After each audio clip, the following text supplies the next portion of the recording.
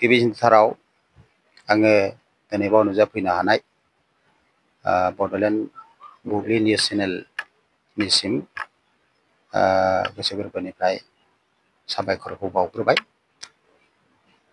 दिनै बे जिरामपुरनिफ्राय बलमझरा एसएसबि बाजारसिम जाय राजा लामा जों लागोनि रायजो राजा हान्थिनो थाखाय सुबिदानि थाखाय मावफुंनानै होबाय। बेनि थाखाय आङो गिबिसिनथाराव प्रमद बर' सरकार प्रमद बर' बिथांसिम जोबनो गैयै साबायखर बावहरबाय। मानोना जुग जुग जोङो बे गामियाव रायजो जानायावहाय अखा बांखा दैज्लां बोथोर सफैबाथाय गोगोम खस्थ'नि गेजेरजों हान्थिनांगौ जायोमोन।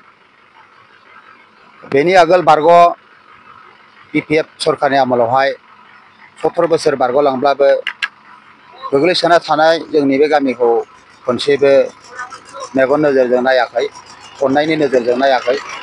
जायनि थाखाय बलमझरा गामिनि रायजो राजाफ्रा दुखु सैनानै बे लामाजों हान्थिनांगौ जादों।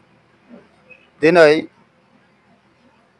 UPPL सरकार एबा प्रमद बर' सरकार बिथांमोन फैनानै जोंनि रायजो राजानि दुखु खस्थ'खौ नुनानै बिथांमोननि नाजानायाव, बिथांमोननि हेफाजाबाव जोंनि बलमझरा रायजो राजानि थाखाय दिनै बेबादि मोजां फिस लामा दानायजों, फिस लामा होनायजों जोंनि थांलाय फैलाय हान्थिनायावहाय मोजां सुबिदाखौ खालामना होबाय।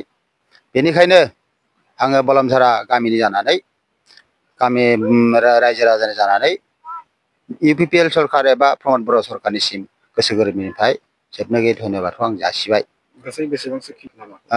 बे लामाया एप्रक्सिमेट 6 किल'मिटार जागोन। दैज्लां बोथोरावथ' बेखौ रायज्लायजाया, ओरैबायदि खस्थ'नि गेजेरजों थांलाय फैलाय खालामनांगौ जाहैदों। दैज्लां बोथोर सफैबानो लामाया सफा जनानै थायोमोन दै बारग'नायजों।